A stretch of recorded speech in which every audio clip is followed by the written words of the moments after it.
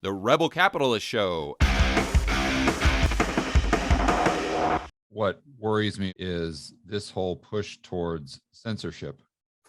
And so, as we know now, just looking back on the last 2 years, a lot of what was deemed disinformation by the mainstream media, we now know to be true.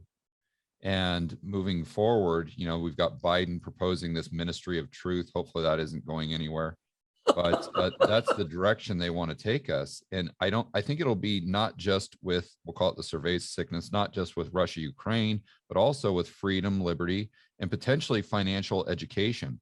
I can imagine going back to the late 1990s when you wrote Rich Dad, Poor Dad. And if that would have been, let's say 3 years into the future, if we get this ministry of truth, them labeling your book economic or financial disinformation, and potentially censoring you, just like they did with Dr. McCullough, Dr. Malone, and what they're trying to do to Rogan. What if they would have done that to you, and the millions of people that benefited from your book would have never been able to read it? That's my concern moving forward. Well, just what you're saying is so accurate, because the book was censored by the New York Times, and the publishers in New York wouldn't touch the book, and so I had to self-publish it. Yeah, right. It was a blessing in disguise, but I just don't understand it, George. Why would somebody want to censor an idea? But that's how threatened these liberal academic types are, like my poor dad. There's something really sick inside our system. It's very sick. It's rotting. Yeah. I mean, that takes us to the new book you just had come out, the Capitalist Manifesto.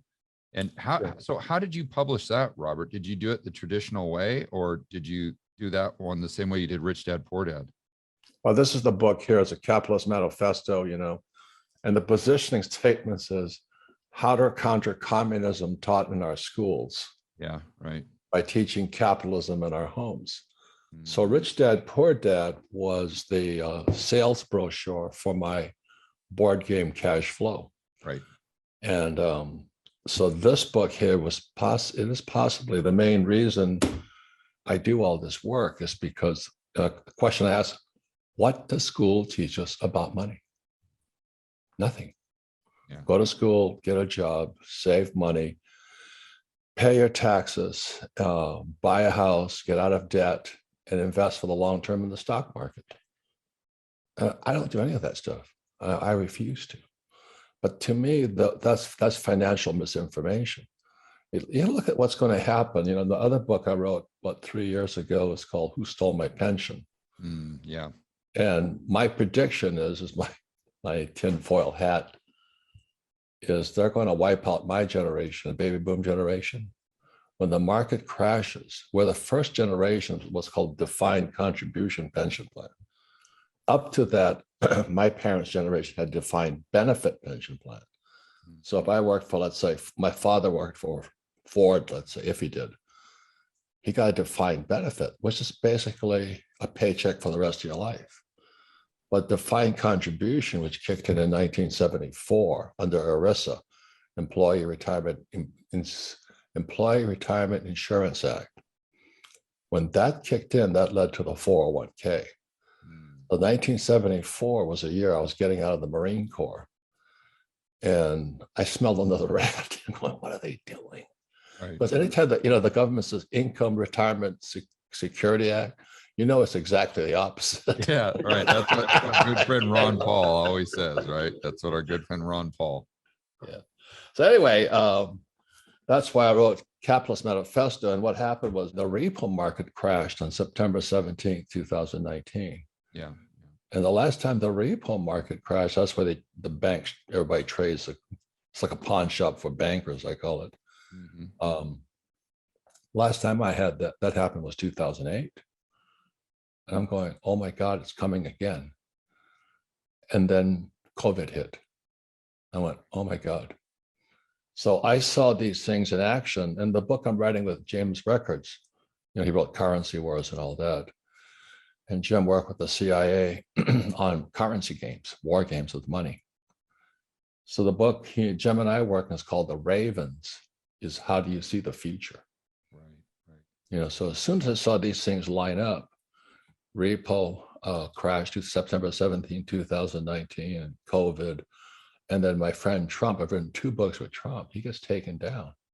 Then January 6th, they accuse him of storming the Capitol and all this, and going, what is going on here? And then censorship kicks in. We can't criticize COVID. And I went, oh my God. So that was the genesis of this book here, Capitalist Manifesto, because in 1965, when I graduated from high school, I got 2 nominations, one to Naval Academy and one to the Merchant Marine Academy. And then, so I'm not being a very bright guy, I'm looking at Naval Academy, Merchant Marine Academy. Starting pay, Naval Academy for an ensign, $200. Starting pay for King's Pointer, $2,000. Yeah. Yeah, no brainer. Yeah. So I choose King's Point, and then my instructor, my economics, so it's a military school, they start yelling at you from day one, which I needed. I was I was a sloppy surfer boy from Hawaii. And they're screaming at me. I go, what the hell are they screaming at? But I needed discipline. But the economics teacher has us, we didn't read Malthus or Keynes or those guys, Riccardo. He had us read Marx. So in 1965, I'm reading that little 48-page pamphlet. I used to have one around here. Yeah. The most powerful book ever written, Yeah. the Communist Manifesto. And most people have never read it. It's only 48 pages. And it's been one of the most influential books in world history. So I read that book in 1965, and I had this blinding cognition. I said, oh my God, my family are communists. We just don't know it. And so not to get nasty with my father and poor dad. And my rich dad was basically a capitalist. So I was sitting right in front of me the whole time. I was growing up as a kid, rich dad and poor dad. But communism is like a religion. It's like, being either Christian or Buddhist or Jewish. Communism is like a economic religion. That's all it is. So a person can be a communist standing right next to you, living in, Toledo, Ohio, but they harbor communist ideas and not know it because they don't know what a communist idea is. So I'll give you one example of communism. Marx said, workers of the world unite, labor unions. And it's really interesting. My poor dad was head of the teachers union. I'm going, holy mackerel. So I grew up with my dad, poor dad, holding teachers union meetings in our house. And, George, I really don't like school teachers because I got punished a lot in school and I wasn't interested. So I realized, well, school teachers are communists because they join a labor union. Now, on the other side of town, I go to my rich dad and his employees, he owned chain of hotels and restaurants, and they were trying to organize his employees into a labor union. So at the same time, my poor dad's holding labor union meetings in our house. And then I go across, I would study with my rich dad for free just to learn from him. So he says, I want you to come in tonight. I said, why? He says, there's going to be a strike vote. And if there's a strike, they unionize. They're going to walk out. Right. And so he had this huge hotel chain with no employees.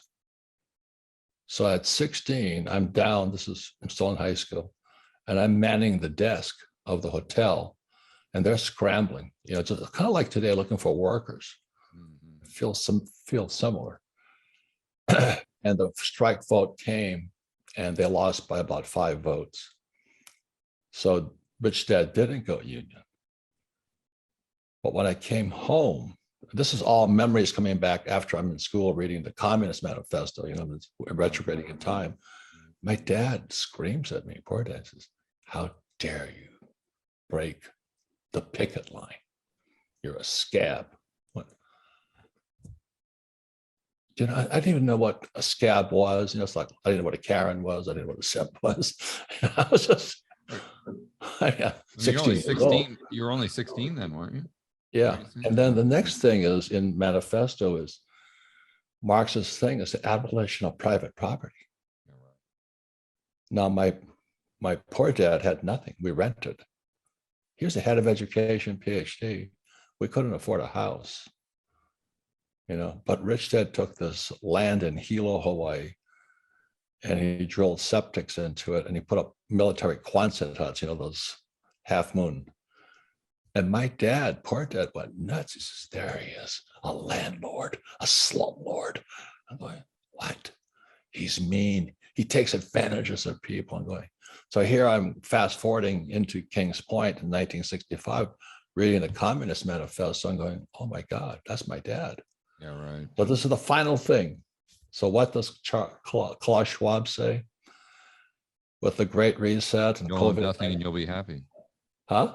You'll own nothing and you'll be happy. Amen, brother. You'll own nothing and you'll be happy. And that's what's going on today. They're winning. Communism is winning all across America. So that's why I wrote this book here, is how do you counter it? Yeah. Yeah. And to your point, the teachers are teaching this ideology, whether they know it or not. That's correct. It's a religion. It's not really a weapon.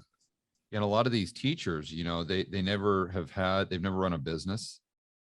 They just go straight from college, getting their PhD, to teaching. So they're in this bubble, just like your friends in Chicago. You started off the conversation saying that there's a greater and greater divide between the people that can really see what's happening in the world and those people that just have their head buried in the sand. And a lot of that has to do with the people they surround themselves by. Amen. Who are your friends? Who are your friends? So if it's teachers, if all your other friends are teachers and professors, yeah, and this is going to shape your worldview, and then this is going to transition into what you're teaching the kids today, and then they grow up with the same worldview, and it's kind of this cycle. Yep. There's microeconomics and macroeconomics. People cannot see macro. That's the problem. Yeah. But they can see micro, and micros are standing at the gas pump going, well, why is gas $6 a gallon? That's micro. Why is food going up? But they have no idea. They're clueless in Chicago. You know what I mean? They're just clueless. Whereas when they come to your events or the events that you guys hold on, and people's eyes get open.